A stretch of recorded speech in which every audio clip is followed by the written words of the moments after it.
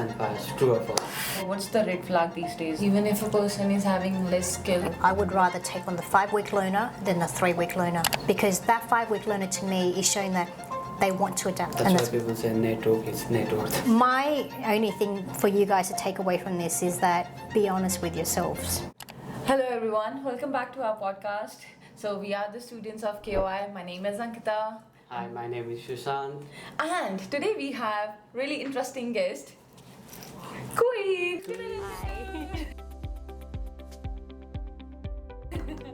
She is the HR for all international students. I feel she is the god. Give me what you need or what I need, and then yes, that shouldn't be a problem. So Queen, let us know about you and our public, who you are, what you do. Wow, that's a very broad question. So my name is Quinn. I'm the HR manager for King's Own Institute. So my main job obviously here is to ensure that I look after all the staff within KOI, from anywhere from the entire life cycle of the employee. So you're looking at from the phase of recruitment, which is shortlisting, going through the interviews, reference checks, onboarding, and then making sure that they understand all the policies, procedures and documentation, as well as the life cycle within KOI as an employee. And obviously along the way, if staff have any HR questions or employment relation questions related to them, then they would come to me for that. Wow. So that's the entirety, pretty much the entirety of it, for my position within King's Own Institute. Wonderful journey that you came across, right? Today would be like mistakes that international keep on doing and not landing on corporate job. So let's start with resume. With the resumes, we all know Australia follow different kind of resumes. The ATS style is the most famous style. What do you feel like, what's the red flag these days the students are actually doing? You can actually see this is the amount of average students are making mistakes on their resumes, and they're not understanding or not absorbing in their skin, like you don't have to do this. You don't have to put your volunteer experience in your resume. Irrelevant experience. Experience. Look, at the end of the day, all experiences are relevant, especially on your resume, your CVs, depending on the terminology you want to use. Looking at my previous experiences, which one of my experiences and skill set will benefit me for the position I'm applying for as well. So in terms of that, let's just say, for example, we use a receptionist job. Then what you would put down in your CV and core focus as well as in your cover letter is how your skill set is going to make you stand out from the rest of the other applications. Exactly. That's what it is all about. So as a HR, if I was to review CVs, I'll be like, okay, I'm looking for a new receptionist. What am I looking for in the CV? I'm looking for people skill. I'm looking for customer services.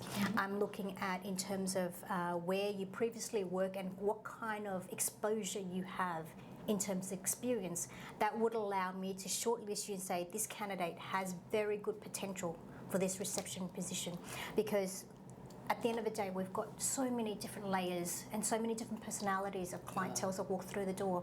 So being able to handle from anywhere from being friendly to being difficult clients is the core factor and the key that you have to have as a receptionist. Exactly. That's what it is. And at the end of the day as well is that you're facing clienteles.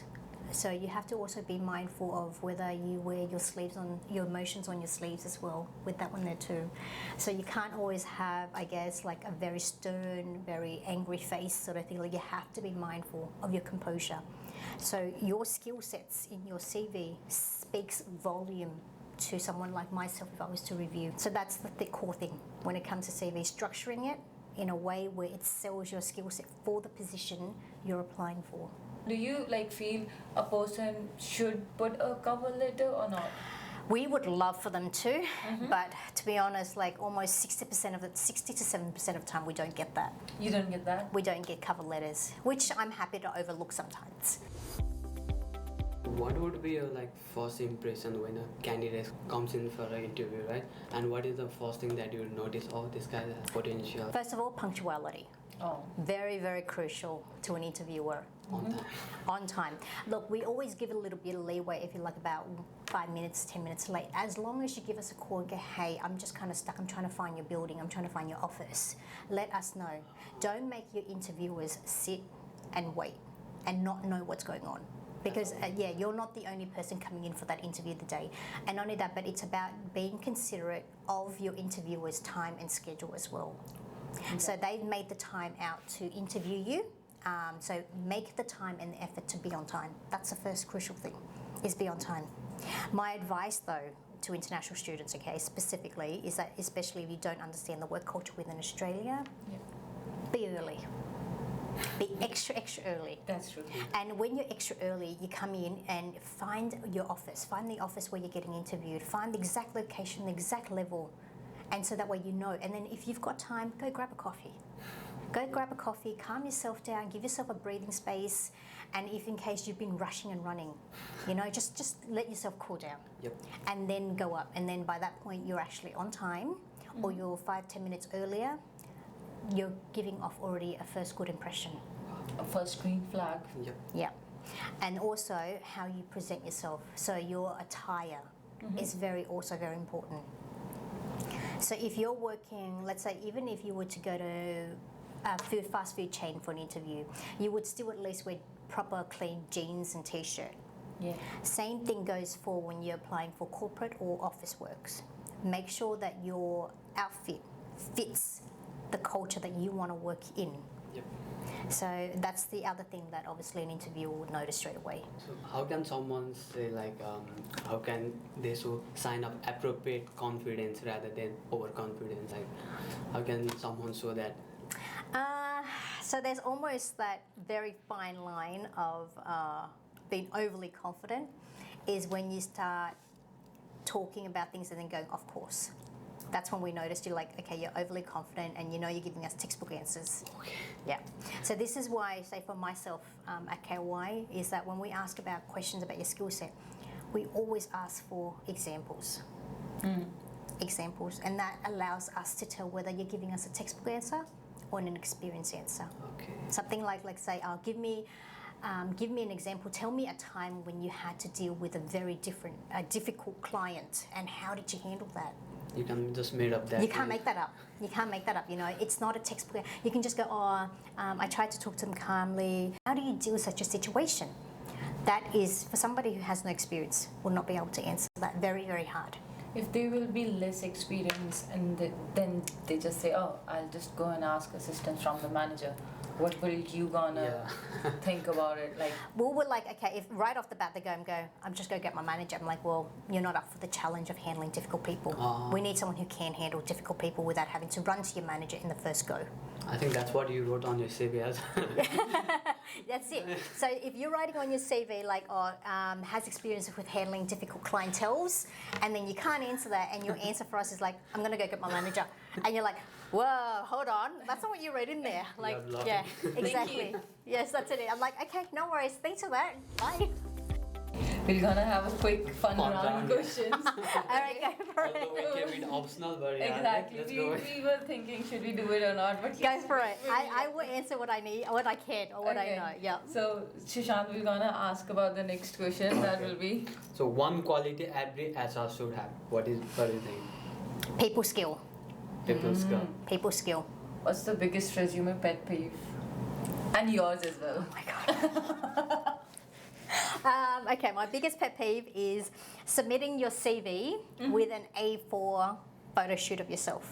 Oh. Do people I've do tried that? doing that. Yeah. I've never done that. I'm sorry. I took a selfie like this and posted it on my resume. There's nothing wrong with that. Like just to so that we can put a name to face, but don't submit like an A4 photo of yourself. Okay, I've seen things in the past, and it's just like, wow, you're not applying for a modelling career, you know. So yes, it is, and it speaks volume too. So if you're applying for a job and you give me this, that tells me almost like, no, we're not gonna. It's not a modelling agency, you know, and you're going to be one of those where it comes right off like, oh, are you going to be able to handle somebody, or you're going to constantly be looking at yourself and making sure you look right instead of like offering the services that we need you to offer. That's what it is. So no A4, okay? No A4. Just a small photo in the corner of your CV. Will that is be enough. fine? Yeah. Okay. There's nothing wrong with that. Nothing, absolutely nothing wrong with that. But if you're going to post a photo of yourself on your CV, make sure it is the most updated photo. The recent one, so you can match with like when you are coming for Yes, interview. yes. Wait, let me have a look. Are you the same candidate? I've had that. You had that? I've had candidates where they post it, they put a photo onto their CV, and you're like, oh yeah, okay, I can put a name to a face. And when the candidate, I'm like, whoa, like, hold on, wait, what? Yeah, Fair and that's enough. what it is. Let's go with another round, like myth versus reality. HR only hires and fires. True or false? Yes and no. Oh. It's true and it's false. Okay, so HR's job isn't purely hiring and firing, but it is part of our job to hire and fire, unfortunately. But when it comes to hiring and firing, we don't actually make the decisions. We execute the decision. Oh, that's the final step. You are doing it. Yes. We execute the decision, unfortunately, which is why HR gets that bad rap of hiring and firing. You know, you hire people just to fire them. It's not. And everyone thinks that HR is a decision maker. We're not. We're just the executor, unfortunately. Ooh. Yeah. And even as HR, when a manager comes and go, I want to let this person go, we ask rigorous questions. Why? And they go, oh, they're just not getting along. How are they not getting along well? Give me more. Have you documented their performance? Have you done X? Have you done Y? Have you done Z?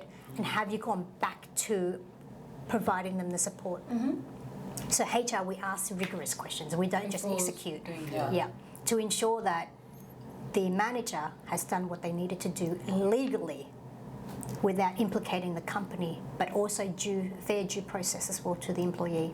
But at the same time, as a HR, is that we need to ensure that there is no illegal play within the company.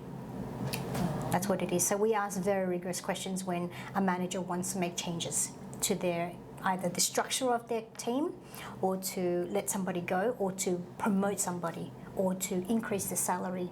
Give me justification, give me documentation, give me what I need. That's what it is. Fair. Just a last question. What's the one thing you love about your job? That puts Helping smiles on your people. face. Yeah. Seeing the changes of improvement. That's what it is. For yourself or for the organization? Both. Both. So I find that if I'm actually able to make positive changes within the company for the staff, I feel like I'm doing my job. Not just that, but it's also, that's what my passion is. So in order for you to be a successful HR, you need to have the drive to want to make positive changes and improvement. Because when you improve somebody else's life cycle, you're also learning something about yourself. That's what it is. Fair enough. But also a lot of professional development for yourself, don't forget that. Aside from providing training and professional development for everybody else, you also need to remember yourself, which we forget, unfortunately. Half the time we burnt out, we're like, what am I doing? I need a holiday, I need a break. Just I feel situation comes in such a way we always have to put the best and we forget about ourselves. That's the unfortunate factor as a HR, Yeah. is that we forget. We're basically what you call an unlicensed shrink. Oh. Everybody comes to us with their problem, no matter what it is. You know what I mean? Yeah, and we're like, well, we don't have a psychology background, but we'll have to be your shrink. Yes, and be very on alert. That's what it is. Oh, that's nice. That's all from our side. Is there anything you want to Advice ask you wanna from give us? us? Yeah. Yeah, Or any specific tip we should focus on that? My only thing for you guys to take away from this is that be honest with yourselves. You can push your limitation and your boundaries of what you want to learn and how you want to improve. There's nothing wrong with that. Be ambitious. Okay? Be constantly wanting to learn to improve, like personally and professionally. Because when you improve professionally, you're actually improving personally too. Okay. But be genuinely honest with yourselves. Don't lie to yourself. Yeah. Because the moment you lie to yourself, you're digging a hole that you potentially may not be able to get out, and know when to stop. When to stop is it's really easy to say, and like it becomes really hard to execute and to put forward, but eventually I guess we will gonna learn. Perseverance is also very, very crucial for you guys as well, as international students. If you can persevere and push forward, you will succeed. Don't just throw the towel in and go, nah, I'm going to try something else. Don't do that. Don't do that. Because you haven't allowed yourself enough time to decide and to learn whether this is for you or not. Yeah. Just give yourself some time. Yes. Things will gonna come to your place. Yes. And everything happens for a reason. That's all you got to remember as well. Yeah. Yes, believe in God, guys. Believe in the silver linings. Thank you so much. No worries. Well, thank you so much for having me today. No, thank you so much for coming and rescheduling again for us. That's fine. And thank you so much for your patience, the time we took for to set up. That's okay. All good. All good. Nice. That's all from our side. Is there anything you want to Advice ask you wanna from give us? us? Yeah. Yeah, Or any specific tip we should focus on that? My only thing for you guys to take away from this is that be honest with yourselves. You can push your limitation and your boundaries of what you want to learn and how you want to improve. There's nothing wrong with that. Be ambitious. Okay? Be constantly wanting to learn to improve, like personally and professionally. Because when you improve professionally, you're actually improving personally too. Okay. But be genuinely honest with yourselves. Don't lie to yourself. Yeah. Because the moment you lie to yourself, you're digging a hole that you potentially may not be able to get out, and know when to stop. When to stop is it's really easy to say, and it becomes really hard to execute and to put forward, but eventually I guess we will gonna learn. Perseverance is also very, very crucial for you guys as well as international students. If you can persevere and push forward, you will succeed. Don't just throw the towel in and go, nah, I'm going to try something else. Don't do that.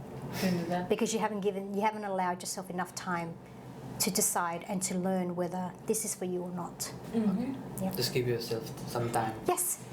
Things will gonna come to your place. Yes. And everything happens for a reason. That's all you got to remember as well. Yeah. Yes, believe in God, guys. Believe in the silver linings.